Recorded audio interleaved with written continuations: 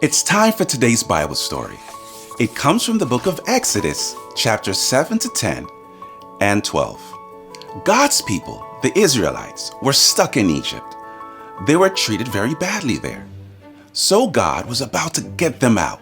God told a man named Moses to go to Egypt and lead the people out of there. To do so, Moses would have to follow God's lead. When Moses told Pharaoh, the king of Egypt, to let God's people go, he said, No! There wasn't much Moses could do, but there was a lot that God could do.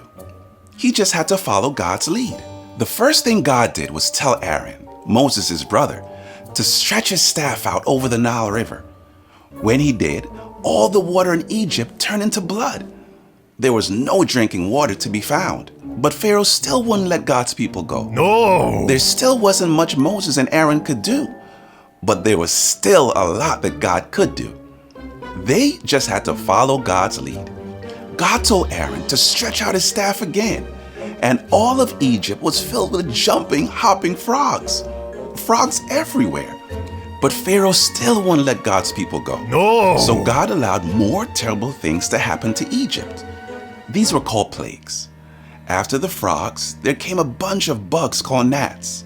Then came flies. Later came bigger bugs called locusts that ate up all the food.